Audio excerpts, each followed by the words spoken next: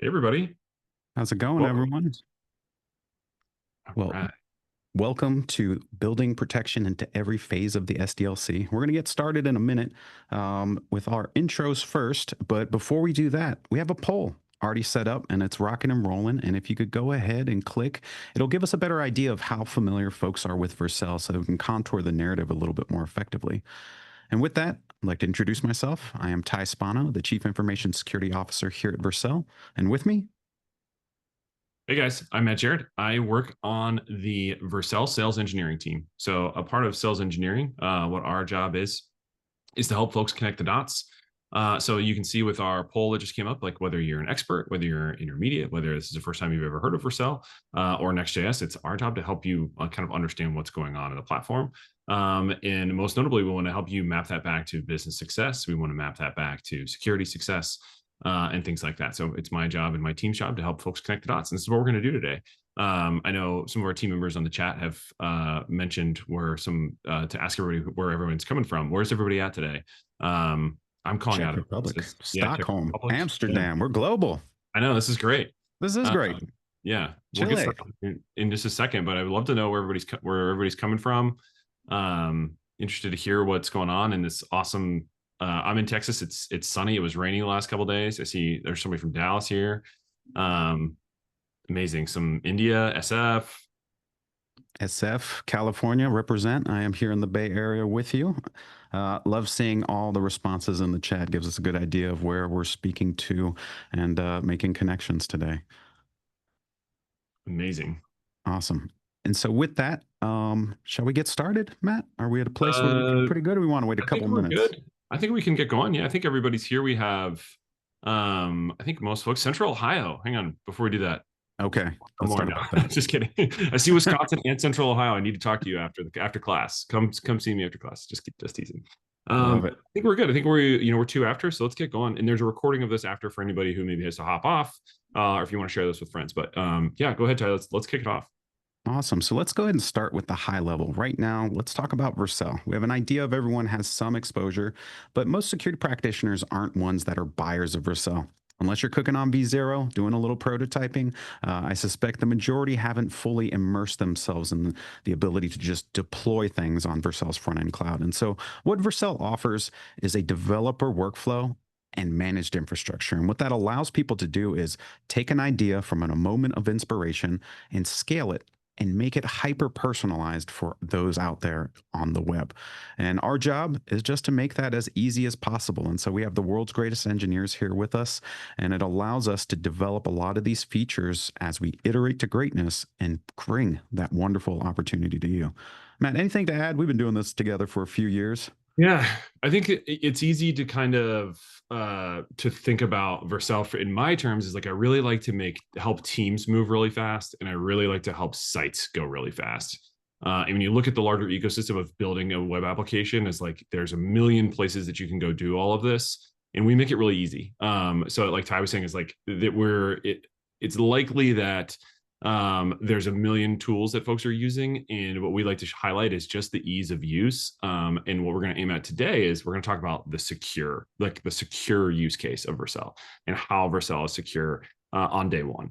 So I think it's just a very interesting kind of world that we're entering into of helping teams move really fast and helping sites go really fast. And I think Ty, you have some stuff on this, and I really love this image here that you guys have the infinity signal like signed. Can you tell us more about that? Yeah, well, I think when you think of the infinity symbol, this is the work that we do. It never stops. It's always in motion. And so, as I've had the opportunity over the past 20 years to help build SDLCs and secure SDLCs for companies at a time, here at Vercel, we're doing it for the web. And as part of that, we've instrumented a lot of these touch points all throughout the software development lifecycle. So we ensure that you're securing every step. I think what's great is the opportunity for you to get a better understanding of how we're doing this for you. And so this is our actual first step when it comes to kind of a go-to-market security discussion. We released our web app firewall about a year ago at Vercel Ship in New York, but now we're at a place where, I think it's time to really pull back the cover and explain touch point by touch point how we're doing this for you today. And I think that's where Matt and I have been cooking together with the help of Liz and a few others. And so Awesome. Looks like we just got our poll back. This gives me a good piece of insight. Matt, it looks like 15% of our team that has joined us here today are experts on Vercel. So I'm very hyped about that. But the rest, 50 is about intermediate and 33 is beginner. And so I think we'll kind of hit right in that middle stride as far as where we want to get that understanding. For our experts, bear with us. There are a lot of folks that are here to learn and get a better understanding of how Vercel works. Mhm. I think even if you are an expert, there's still like reminders and learnings along the way. And for beginners, we'll take you through the whole process. We'll teach you everything you need to know about Vercel and walk you through kind of the ins and outs of how this works from a security lens. And then there's some, I think the most exciting part is the other poll that came through is, are you familiar with our security features? A smaller percentage says yes, and then somewhat is below that. So I think this is where a lot of our opportunity today is going to be just like, let's like kind of reset. If you do know Vercel, let's take a reset lens. If you're brand new, like let's have a beginner's mindset as we kind of walk through some of these pieces. And then it looks like we're the last one, Ty, you want to talk about this? Have you created a Vercel firewall rule in the last 30 days? And I think if we do everything right today, hopefully you will be fearless in creating your first firewall rule and experimenting. And so I think at this point, we can probably pivot into our slides, but we'll save that little opportunity at the end. I think at this current stage, it's probably making sense to do a little demo of the firewall, right, Matt? Yeah, we'll get into that when we get into. Yeah, I think our timing and our structure is going to be great for this. One note is feel free to drop any questions in the chat or there's a Q&A box and there's also a chat. I think if there's anything that's coming through, we'll have time at the end to answer questions as they come through. Sure. Feel free to, if there's things that are going, drop them in the Q&A box, so that way we can keep them organized so they won't like fly away and they'll just stay there. So Q&A box for questions and we'll address everything at the end. Fantastic. All right, well, let's get right into it. The first phase of the SDLC is always the planning phase. You have to start with an idea.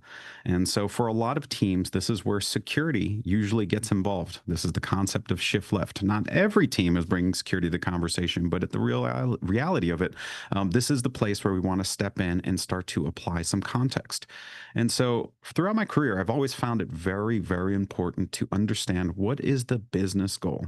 As we all know, security isn't the thing that's making us money as practitioners. We are the ones helping avoid incidents, helping avoid finding vulnerabilities. And so what we want to do is suss out a lot of this in advance. And so when you think about threat modeling, if you're choosing Vercel and your team is already on the platform, there are things that you don't really have to think about. And we'll definitely get into these with more depth, but at a high level, the infrastructure is going to be consistent. Your deployment pipeline's already taken care of, so you're not thinking about all the CI/CD holes that could be appearing. Let it be weak credentials, let it be no one's actually paid attention to how many users have been left there, all the way to the third parties that are involved with your pipeline. Have they been through your procurement process? And so a big part of this is we're building in those controls for you, which means minimal overhead in those thought processes where you end up spending cycles. Did we secure the container? Did we choose the right cloud provider? Did we even talk about where we're hosting it? What region is it going to be accessible from? And what really excites me with helping teams over the past few years is really focusing on the business logic. And so when you threat model and you're using Vercel, you get to really spend time with the team of what is the idea that we're trying to protect, not so much what is the infrastructure.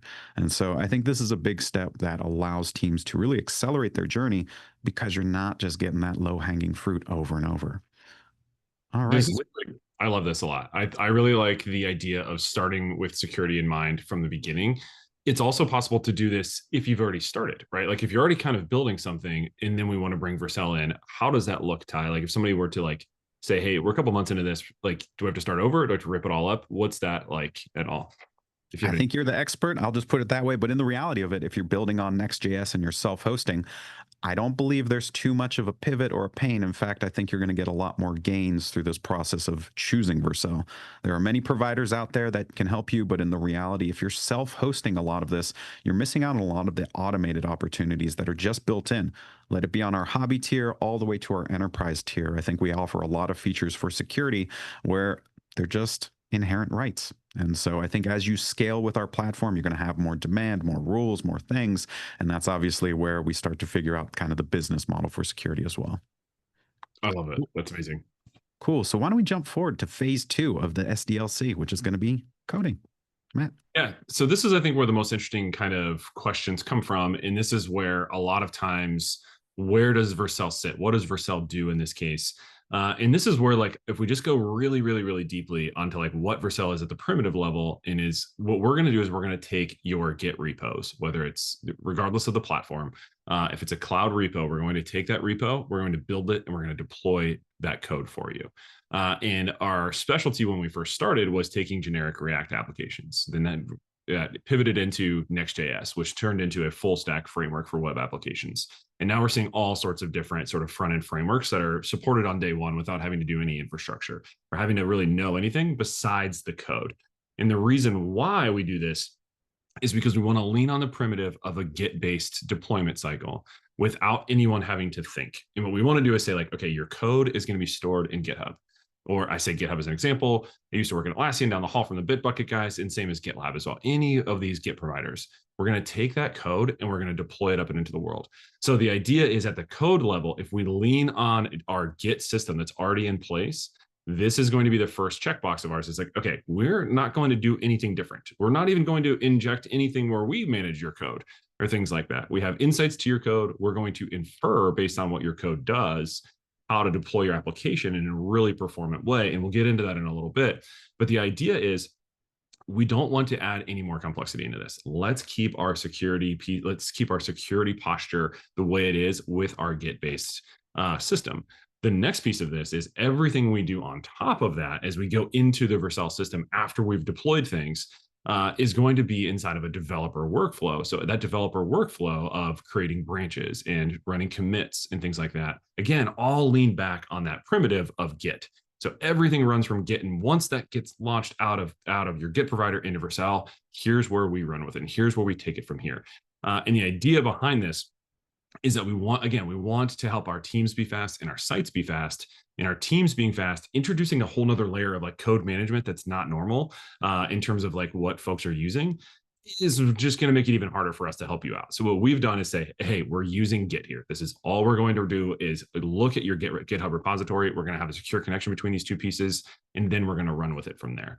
So if you are already using Git, if you are already securing your environment keys and things like that, if you're SSHing into repos, check. You're all done. Everything is great. And you're ready to start applying your code and building on Vercel from here. So this is kind of the main piece is let's lean on the primitive is the first kind of headline on this. Anything to add, Ty? Love it. I mean, the fact that we just rely on Git flow, it's the adherence to change control. And for those that are near and dear with SOC 2 compliance or working on anything in the compliance space, you have to evidence your change control. And by adopting Git flow, having the proper peer approvals, doing the code reviews, like a lot of this is just built into the existing flow. Vercel isn't here to change how you work. We're here to accelerate how you work. And so I think that's a big part of it is increasing that collaboration speed as well. And so integrating into Git just makes it easy. And so speaking of easy, one of the things that we like to make sure that is very natural and straightforward is access control. So role-based access control, we handle it at a team or at a project level. And so within the team, we have owner, member, developer, we have billing because your finance team may want to see this, or you have a viewer because someone may want to just get exposure to what is Vercel. We have these roles that are enabling people to choose how to ship code because not everyone needs to push code out the door. Some may just be code contributors. But in the reality of it, maybe you have a small team. Maybe you want to flatten that hierarchy and make it smooth and easy. But at the same time, as you scale up, this is where single sign-on can come into play. Let it be SCIM integration. These are things that Vercel enables to just enable you to focus on shipping. And so people have the right access all at the right time. Matt, anything else? I think access control is one of those things. We'll get into preview environments in a little bit so we can kind of like, I think it'll like when we show that, it'll make it a little bit more clear. But yeah, I think to your point, guys, like we're going to be able to give folks access to things they need access to in terms of billing, in terms of being able to see things, in terms of being able to change things in your application. Yeah, I think this will be a little bit more clear when we get into a couple little kind of visual things here in a second. Fantastic. So let's go ahead and jump over to my favorite thing, conformance. This one's awesome. This is, so the idea is there's a layer on top of our Git, right? So I'm using Git to drive all of this. And my Git has a Next.js application, it has a Remix application. I'm doing a bunch of different things inside of here, whatever it might be. For us, the majority of the time, folks are using this to deploy to production, right? They're using Vercel to say, hey, I'm going to send this off and into production. A lot of folks use us for pre-prod, and they'll say, hey, I'm never going to send this to production for whatever reason because I'm maybe testing stuff. And that's an amazing kind of use case. But if I want to send something up to production and into the world, and I want to have this amazing kind of vector for people to learn about me, and also a vector for maybe us to maybe do things a little wonky and wrong, what we want to do is prevent things from going wrong, right? So what we do with our conformance product is what we'll do is we have an owner idea. There's an idea that says like this person owns this code. And if this code ever changes, then what we're going to do is say like, hey, there's a flag, like I can't actually deploy this. So the idea is we're not actually going to implant ourselves onto that Git primitive that we were talking about a second ago. When we see a change from a branch or through something else, Vercel is going to shut down and say like, hey, we actually can't let you change this because you don't have the right access controls. You don't have the ownership to go and change this. And the big thing that we see, and the really, really useful piece of this is environment variables. Imagine if I'm on my first day on the job and I want to go change something and I grab an environment variable and I don't really maybe know how to like check in the right things and I just go change something. And instead of having my staging database on my staging environment, I actually put it to production or vice versa. There's some change in a key. And now all of a sudden I have sensitive data that should not be up and in the world is now up and in the world. So what we're going to do is we're going to be a layer on top of that Git integration and on that Git primitive. And what we're going to do is we're going to say, hey, you cannot actually deploy this. That code change, there's nothing we can do about that. That's in Git. But when it comes to actually deploying this, whether it be a branch, whether it be a commit, or whether it be all the way up to production, the idea is we will not deploy something that should not be deployed. And this is something that is a very fast setup. And we'll basically say like, okay, this guy or gal or whoever it is owns this piece of code. And that's the environment keys. And this is the person who runs this.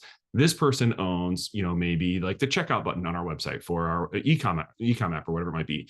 And we don't really want a lot of people throwing a bunch of changes around on that. We want to sort of lock that down. We want to use Git to help us understand where we're going. And when I say lock that down, I mean like we're not actually going to do that deploy. We'll be smart enough to not allow that deploy to work. You guys figure it out on your own. When you get that sorted out, then we can go ahead and deploy. So this is the idea behind conformance. Is again, we're not creating a new Git implementation. We're just adding more to it. We're just supplementing it with our own kind of opinions on how things should work around security. Yeah, and I think the other good piece is some of the static rules checks as far as security headers and ensuring that you have the right things enabled, or you get that warning, you get that block, however you want to set it up in the way that allows your team to move effectively. But for us, that would fail the opportunity to build if the headers are not correct. The other part, I'm just a big fan of code owners. So every time we make an update to our Vercel security page, I am notified. I'm in that workflow, and it just makes life a little bit easier to ensure that what we're putting out there is effective and proper and accurate. All right, well, let's shift over to the build and verify phase. And Matt, you're on such a good roll. Why don't you talk about isolated deployments?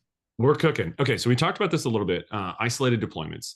So again, I keep going back to this. When we talk about the Git primitive, what we do is we take Git in every single action that occurs in Git. Since we have such a tight integration between whatever your provider is, we're going to look at what you've done. And I say to look, it's all automated. Sorry, there's not like a person behind the scenes. We're going to take what your changes are in Git, and we're going to take those. In every single time there is a change, whether it be a commit or whether it be a branch, no matter to what branch or to what level of commit it is, we're going to create a net new environment that lives for as long as that branch lives, and as long as you want that deployment to live. So you can go in and physically test your site and hammer on this site and say, hey, I want to see what my checkout flow looks like. We have a lot of folks who do this on the content side. I want to see what content looks like in different variations. I want to understand where maybe my A/B testing can occur. I want to understand how a new checkout flow looks. I said that a second ago. And the idea is the previous model for this was I've made a branch locally. I'm doing this. Now I need to spend a ton of time corralling the people who need to give me feedback. And I need to go find the PM. I need to find the QA person. I need to get feedback from my other my developer colleagues. I need to just kind of like hammer on this in a bunch of different devices. And that is where the largest amount of drag comes from in terms of our velocity gets dragged down. We can't move fast in that model, right? And it's also insecure. How am I going to send a lot of times what we used to do eons ago when I worked at different companies is we would create a tunnel and say, here's a tunnel for you to go check this. And this tunnel then is now open to the world. What we've done at Vercel is say like, okay, that's the old model. The new model is every single commit, every single branch, we're going to give you an environment to test this. And this environment is a mirror of production. It basically has the same guts and the same materials underneath the hood that allows us to test on a production-like environment. And our teams can go hammer on this and they can see what the site looks like. And we can try different devices and we can provide feedback with one another on there. And then the next idea behind this is, in this world, the only people who can have access to these in preview environments, they're not open into the public. These are open to only my Vercel users. So this is only going to be for my team who can see this in a private environment that's away from the world. Is this, and I'm seeing a comment, you can test this right now. So hop into your Vercel account, and we can go over this here in a second when we demo some stuff. Go into a Vercel account of any kind, and I can show this. Create a branch, do a commit, and then in that deployment, there's going to be a deployment, and it comes with a preview environment. And to the whole point of this is not only are we going to be way faster, it's secure, right? So this is where role-based access control comes from, like Ty was talking about. I don't want to give someone the ability to go in and change whatever it might be. I want them to see and approve, like maybe I need legal's feedback on some text, or I want to go to leadership and double check on how the new logo looks on the header. Things like this are where we want to make our team move faster, but we don't want to introduce security holes. So this is why we have the vector all pointing right into Vercel and having Vercel access in order to view these preview environments. Cool. And so with that, let's jump over, and we've kind of covered off on the hardened infrastructure. This is the managed infrastructure piece. This is the whole idea that all the things that your team was doing from a DevOps standpoint to get this code out into production, or figuring out how to package it up and put it into the right place, we take care of this for you. And so you have that peace of mind that, not only are we auto patching OS and the runtimes, we're doing this as we get updates from major cloud providers, major package providers. And the big thing that I really appreciate, there's not these ephemeral ports that are just sitting out there that kind of leave you in a state where, anything that's left open, any secret that's left in code, they're getting picked up in minutes because people are scanning the internet more than every day. And so I think what I really appreciate is, by doing this least privilege model with all the secure defaults, there is nothing to really stress about when it comes to that infra. Again, you're focused on the application tier. You're not going down to say, hey, did we disable that Kubernetes admin capability, or are we susceptible to this new CVE that is just dropped? And so I think this is a big part of it, where trusting Vercel, will do our best to continue to give us and provide this opportunity as far as the evidence that you need to understand it. But what's cool, Matt's going to talk about this in a few more slides, but you can just test things too. It's not just the fact that you're able to ship things. You have the opportunity to try and break things on Vercel as well, your app. And so with that, let's shift up a little bit on connectivity. I know there was a question as far as, can we do this on a VPN? Do we need a VPN? All of that. So Matt, let's talk about secure backend access. Yeah, I love this. So we love secure compute is the tagline for this slide. So let's back up a little bit and think about where we got to where we are today. Vercel started over 10 years ago with the idea that we want to deploy React applications extremely well. The idea behind a React application is a client-side UI library, right? So this is in the browser. I'm going to make requests out to a public or private API, whatever it might be, and that's going to populate the content on the page on the browser. React turned into an enormous success and an enormous kind of market share, but there were some huge holes in React. And the idea was there's no way to securely transfer data on a backend, on a server of some kind. There was no way to have unified tooling for how I was supposed to do this. If you remember, if anyone's out here who's been a front-end developer for a while, how much time did you spend learning Grunt, then Gulp, then Webpack, and then RSpec, and then all these other million things that are going on? The idea is, with our framework Next.js, is let's just give the opinions and give the answer to people. We're just going to show you the answer.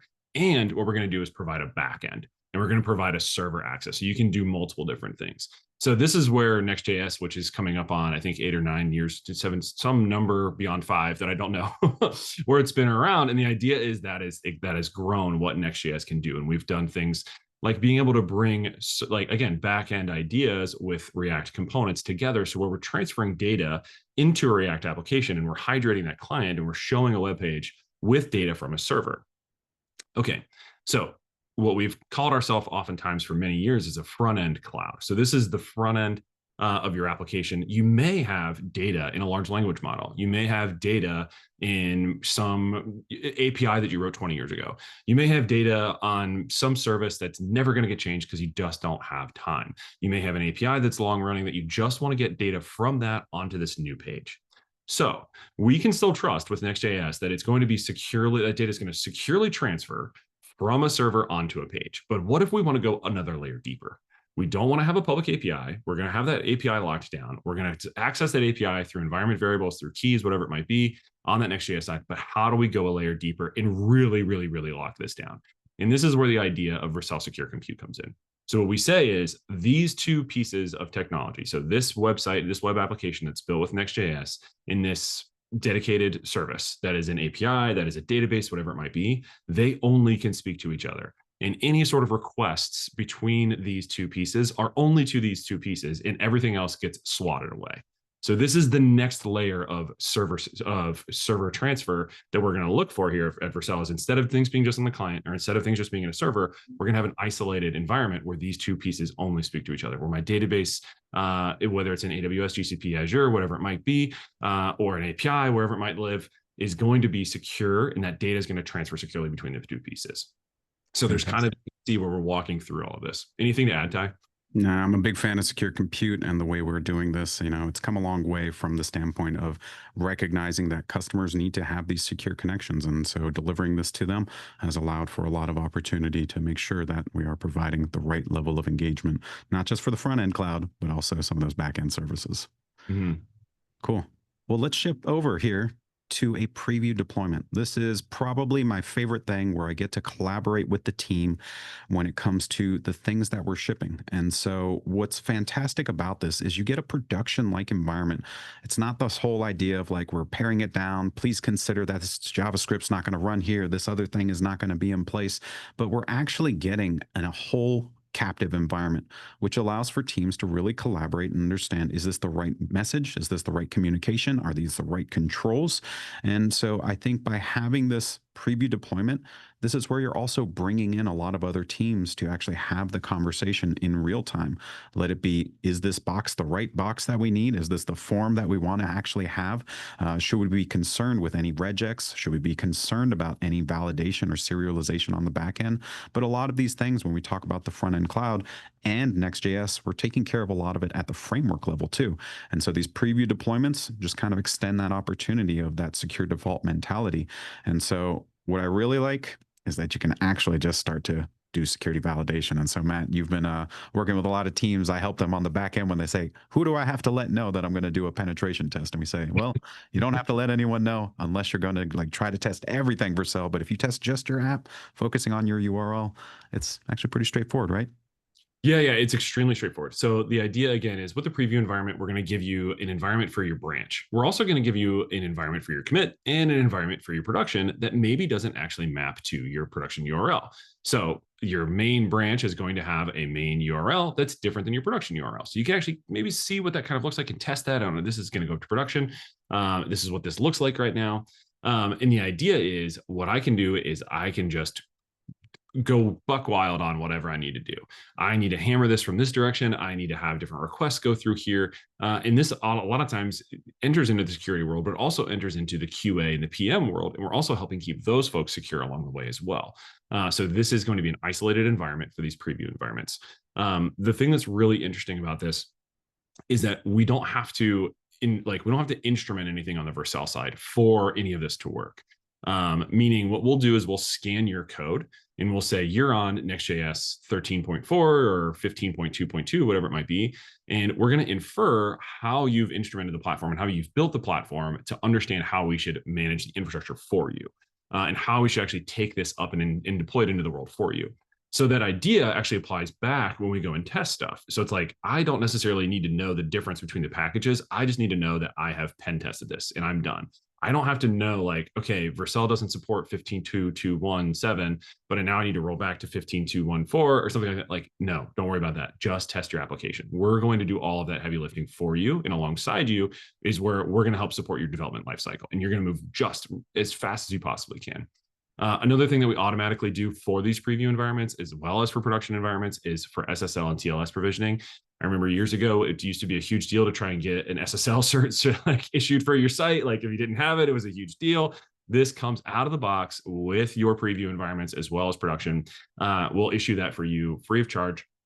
And if you also have your own for whatever reason, you're like, hey, I really want my own. I have to have my own. We'll take that for you and get that uploaded so you're issuing your own SSL cert. So all the way from front to back, we're going to secure your site the whole way through. Fantastic. And I think the whole idea of just having secure ciphers by default, as well as forward secrecy, it just abstracts one and more thing where you don't have to think about some of those tough conversations when it comes to who's going to update the cert, Matt. All right, so let's go ahead. Not me.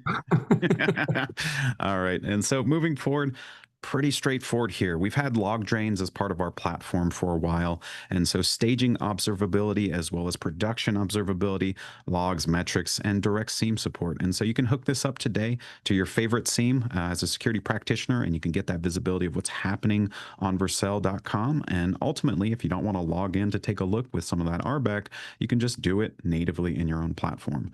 What I appreciate is we also just monitor those traffic patterns. We ensure that we're looking at some of the web app firewall behaviors. And hopefully, because your staging environment is acting like it's out in the wild, you get a good sense of what it's like going to be when it's out in the wild for all of your customers.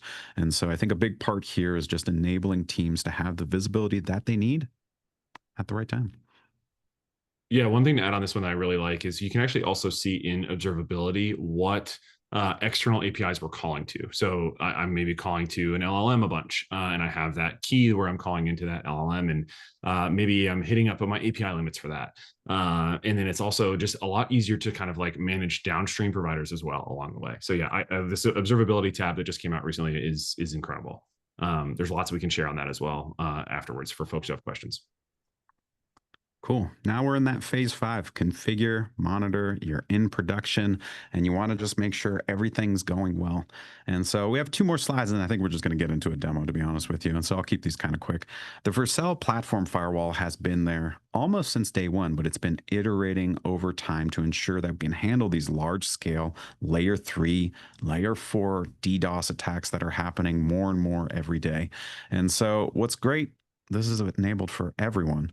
And what else is great is that we have the ability to have no configuration required for you to just be protected.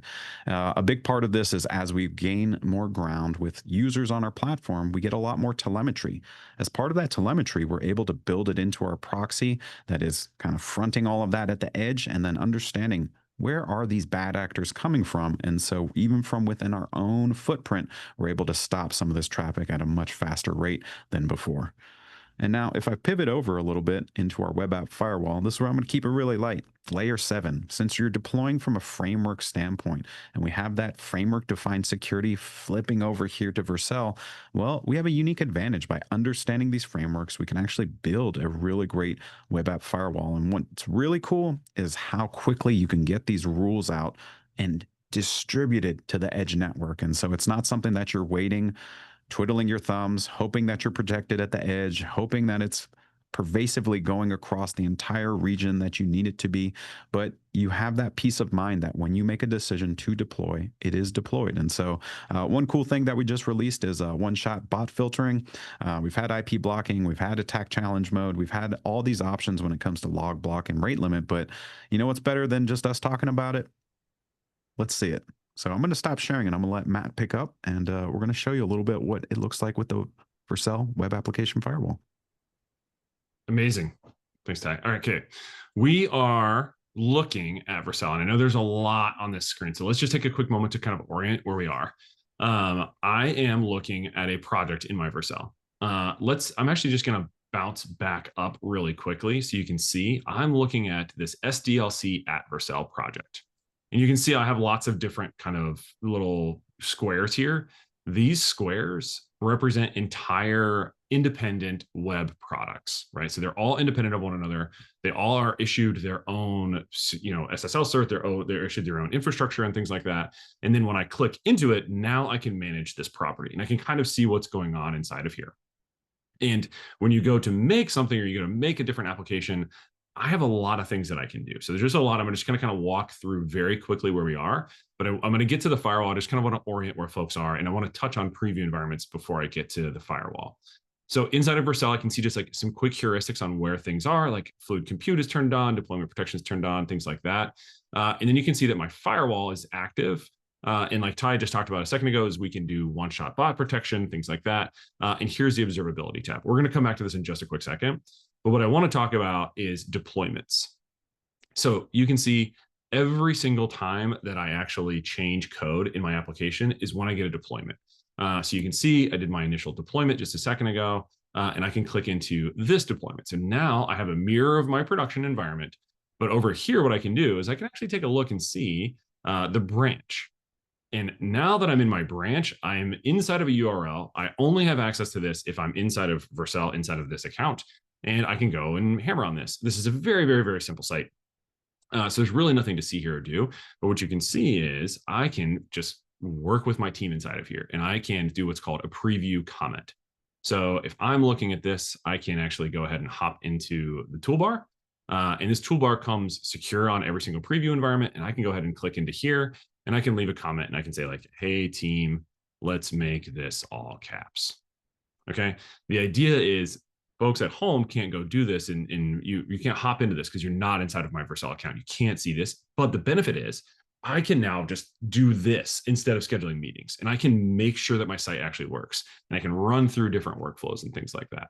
So this is kind of the main kind of point that we were talking about a second ago, and this was in the deployment tab. So what I'm going to do is I'm going to pop back up. I've already deployed this site, and I want you guys to take a second to go to look at this. I'll drop it in the chat. And you can see it's SDLC at Vercel.vercel.app.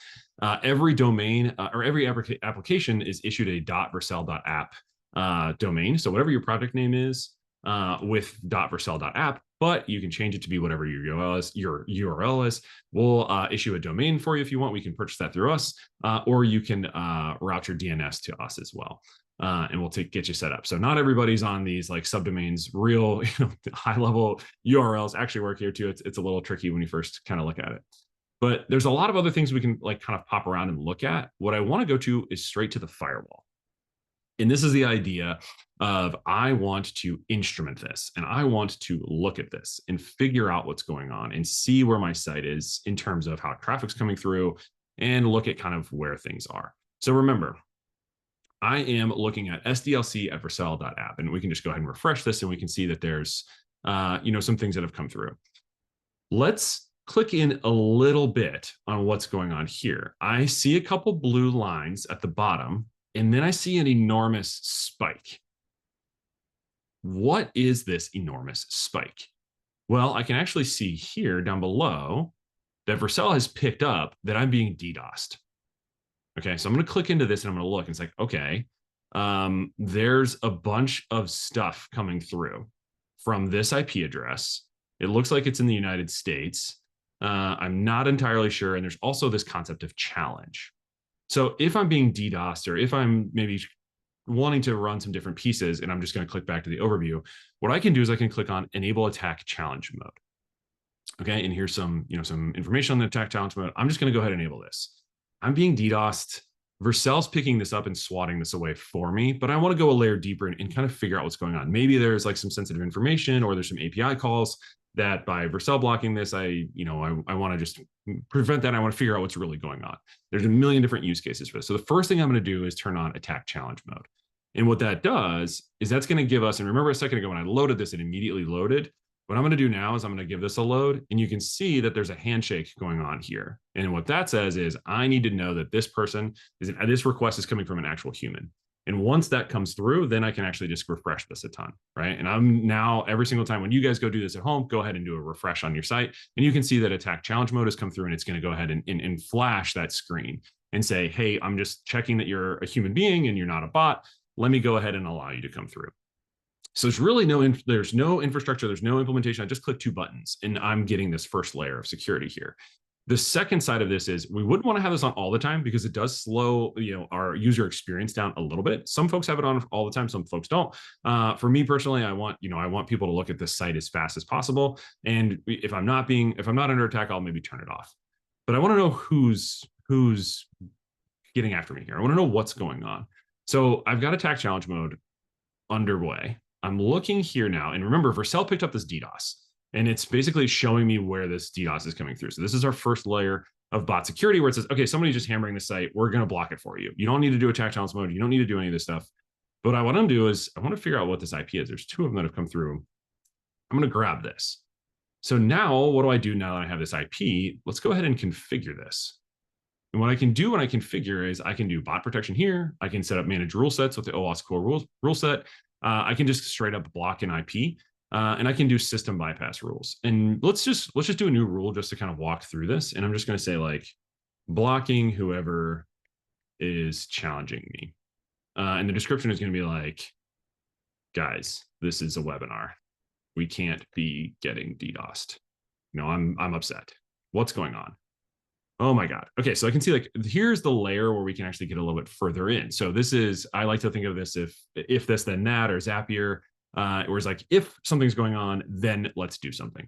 So if the request path is API or some other system underneath where I don't want people to have access to this, if the method is whatever, if there's a cookie with this, I can go into IP, but I'm feeling lucky here. Like if state equals, since we have some folks in Texas, if state equals Texas, and we can go ahead and add other like operators inside of here, but I'm just going to go ahead and deny.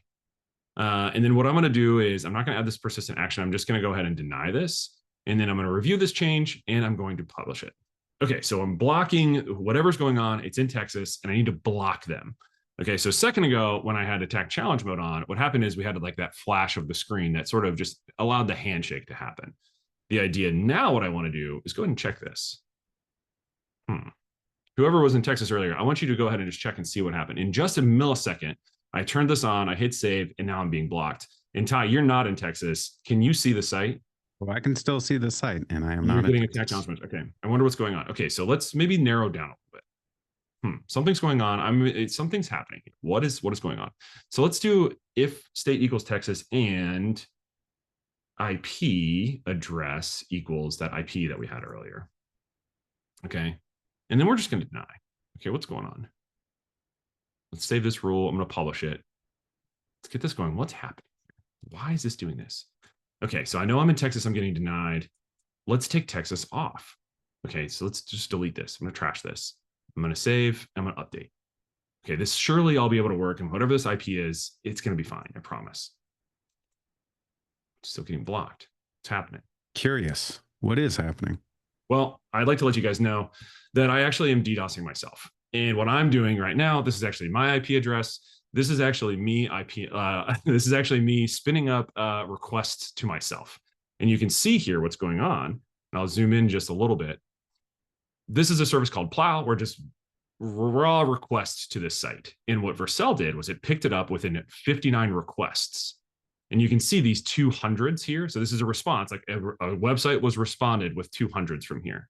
Okay. The next side of this was these 400s is when I'm in attack challenge mode, is when I'm in actually, when I go and block myself and I go do all these different things. So it turns out you can block yourself pretty easily if you happen to be DDoSing yourself. But the idea is not around, I want to go be the biggest genius day one. What I want to do is have optionality and I want to move extremely fast. And what Vercel does along the way is it gives you very clear kind of guidelines and very clear options. So let's turn this off. Let's go ahead and see. Come on, you can't DDoS yourself. Let's turn this custom rule off and I'll review these changes. I'll go ahead and publish. All right, it was me all along. I was the Scooby-Doo and now I can see my site again. So this process is what we want folks to be able to go through. And it's not just DDoSing yourself. It's maybe rate limiting if you have a cart when you only have so much inventory. being alongside the process of building software is what we're looking to do here. And the idea is you have lots and lots and lots of different options. Let me just open in a new rule. And you can see all of our different options here. I can block paths, I can block user agents, I can go to continents and countries and different things like that.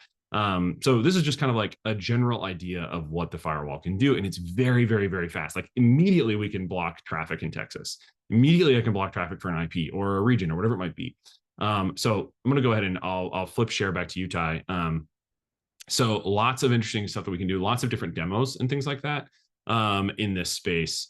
But Ty, what do we have? I think there's a couple more spots that we want to talk about. And I think responsible disclosure is our last. Last actual slide, and this is a bonus item. We have a white paper that we've published that you can totally get access to from our site. We might even follow up on email after this if there's demand. But functionally, one thing that I always recommend as you think of your SDLC and all of your touch points, as you think about all the security testing your team is doing or you're working with third parties, there are great people out on the internet that are just looking to help. And some of them want to responsibly disclose some of these vulnerabilities or issues or questions that they may have. And so heavy recommendation from my end is just making sure that you have an external facing way of communicating how to receive this information. And once you do that, also make sure you have a process to not just receive it, but triage, understand, replicate. And that way you can ultimately have a really solid way to support people that want to help. And if you can, well, reward the positive behavior. You can set up a true bug bounty program, let it be private, let it be public. But these are things that can enable your team to move faster by just having a bit more transparency. And so with that, I think we'll land it and probably flip over to QA. But, in totality, the goal here is that security can ship. Security that actually does ship and is with the team when it comes to how code is moving within the organization. It's not that we're creating too many stage gates. It's not that we're trying to slow things down. It's in fact, we're trying to be there with the team as they're iterating with great velocity. And so I think that's where if you choose Vercel and your team is already on and you want to embed these touch points, well, we're very confident that you're going to have iteration velocity much greater than maybe you had prior. Matt, anything else to land? No, I think that's a perfect kind of idea of front to back. We're going to be alongside you, and I think the responsible disclosure is also one of the things. Is like we're here to answer questions, we're here to chat and talk. I know we're going to go over questions here for the next couple of minutes, but if something comes up afterwards that you have questions on, happy to dig in further.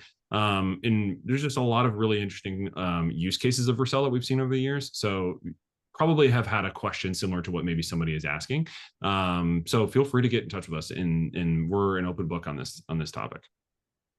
Cool. And with that, I think we'll look to our team to assist us with some of the Q&A and any interesting questions that have come up throughout the conversation. Let me read off of the first one, and this is from Guillermo. Are those xxx.vercel.app domains being indexed on Google? Is there any SEO risk impact over it? So the answer to that is no. So they're not going to be indexed. As far as I can tell, let me triple check on that. I don't know, Ty, do you know the answer to this off the top of your head? I think that they're not indexed. They're not indexed. If you update the URL or you create a custom URL or you establish your own domain, then it would be indexed. But that is where also we can help with a robots file, just ensuring that, if you don't want that crawler, you can do it through the firewall, but robots.txt is going to be the way to do it. Yeah, and that's if you want to purchase a domain, you can do that through us. I said this earlier. You can also bring point your DNS to us as well. So it's depending on how you roll with it. Next question from Tiago. If your settings are set to automatically deny in case of DDoS, why would you want to enable attack challenge mode? Is that for when DDoS detection isn't enough to mitigate an attack?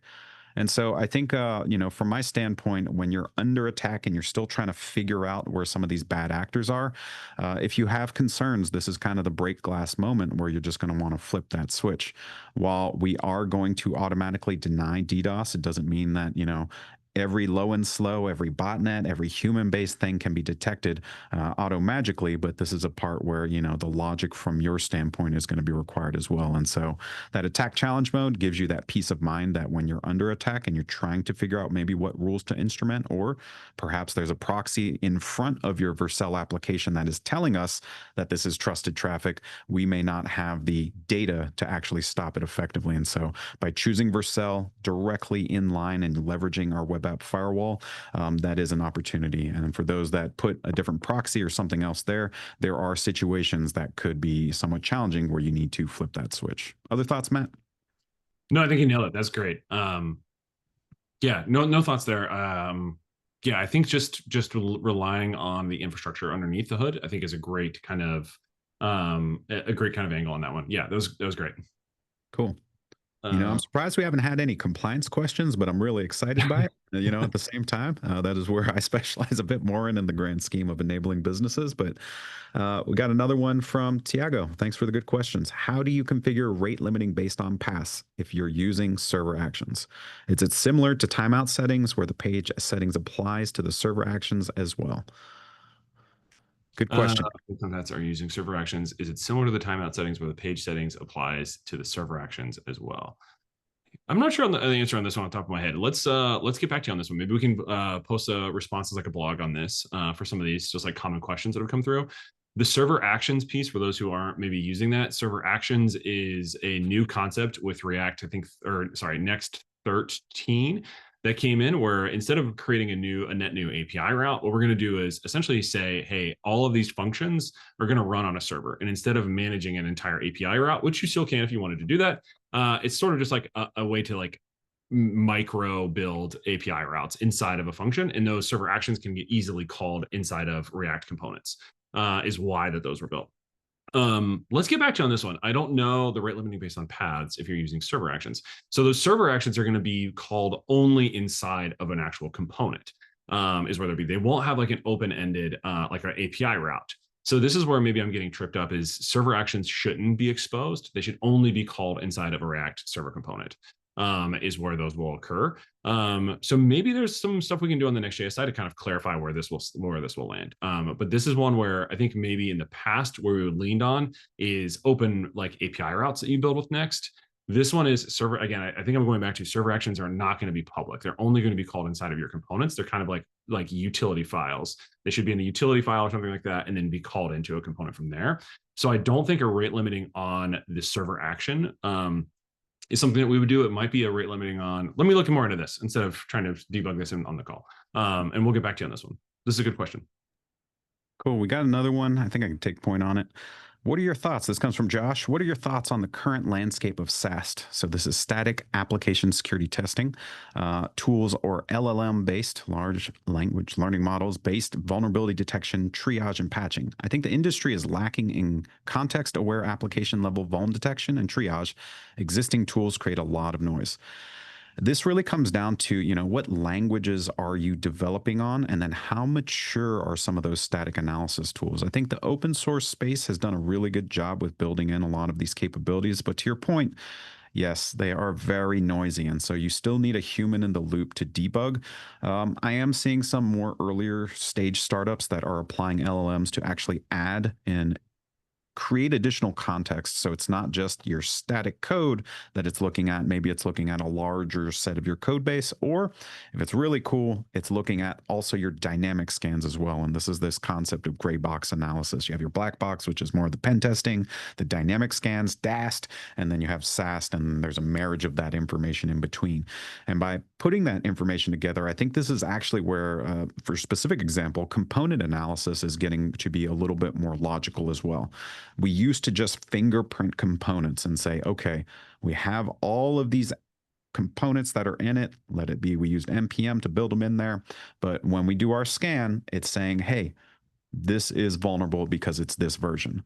What we're now able to do in the reality of today with a lot of these more shift left capabilities from a dynamic standpoint is this reachability. And so they're looking at it from the standpoint of once in production, is this called? Is it used? Is it even exposed? And then you can actually triage a bit more effectively. So I honestly believe, Josh, we're entering a new phase of software security that hopefully, confidently, we will have a bit more of the trust that these tools are going to work for us. But I think if you're choosing some lower level open source tools, like sometimes you're just going to have to deal with the noise, because that is the part where you're going to have to pay for the quality of the service. Or again, if you're abstracting and using a very narrow language, the maturity of it is not going to be the same as, say, like the React ecosystem or JavaScript at large right now. Cool. Great. We got another one. Hey, there we go. We have Uh, a wonderful healthcare question. I'll take care of this soon. I've built and deployed a healthcare app on Vercel. It required to be HIPAA compliant. I was told by Vercel rep that HIPAA compliance is only available on enterprise plans, which is too expensive for me at this moment when I am still trying to onboard my first clients and having hardly any revenue. Can we not sign a BAA without upgrading to an enterprise plan? Does support small does I would assume does Vercel support small companies like mine with HIPAA compliance? The answer is we are working on it. So right now, enterprise is the way as far as the ones that are choosing Vercel. There are other, services and functions that are part of the enterprise plan. So like having SSO is a big part of this that makes life easy. Things like secure compute make life easy. But I will say we've heard the feedback as we kind of completed our HIPAA efforts last year in Q1 and the customers that I've gotten on. But your message is loud and clear. The team is working on figuring out how do we do this more effectively. I cannot commit to a timeline at this current state, but just know that this is very much top of mind for the Vercel leadership team as well as our security and compliance folks. Yeah, and I think I've seen some other chatter in here as well as like that also like applies to other stuff as well. I'm not going to be able to comment on any timelines or anything, but like certain things that are maybe only available on enterprise today is not something. This is not new to us. We know all about where the lines are drawn and how best to remove friction. As much as humanly possible. So like that's where we're looking, and it's there's the conversations going on behind the scenes about all sorts of different things like this. So hang tight with us and ask questions and keep pinging us if you need these things. We're here to help on that front too, and we can be champions internally to kind of help advocate for folks who need these things. Perfect. And just looking at the chat, looks like Tariq had an AI agent Otter in here doing a little bit of analysis, and he's created some nice takeaways for everyone else. And I hope that's helpful. Appreciate that share back. Amazing. I can just do some quick ones. Rewatching the webinar, it's going to get shared. Tiago with another great question. If your settings are set to automatically deny in case of DDoS, why would you want to enable attack challenge mode? The question is you don't have to, or the answer is you don't have to. Attack challenge mode is just in place as sort of like, hey, I want to make sure I'm only allowing like a human to request this site. It's just another option for you to go through. And then this is attack challenge mode came on before one-shot bot filtering. So there's maybe a world where you do both, you do one or the other, or attack challenge mode just isn't something you need to do. But that is just in case where it's like, I need to challenge these requests right now. Because I'm getting hammered by, my ad spend is out of control or, whatever it might be. I don't have the time or the know-how to dig in fully on where we are right now. I just need to like turn on attack challenge mode. It's a very quick kind of catch-all is what the idea is. And if you don't need the catch-all, hop into some other tools that are a lot more specific that have come out recently. There's Fantastic. also one question from Daniel. From security point of view, are you planning to implement some suggestion function which would help developers to warn them should they implement some specific headers to their app? This is where conformance comes in. Yep. This is the idea of how do we ride along. In the term internally that we use is pit of success. Like how do we put people into a pit of success? A lot of that is Next.js like opinions and Next.js like documentation. The other side of that is how in conformance can we help people as they're riding along. And then the third piece of that, and there's some folks who have mentioned this, is V0.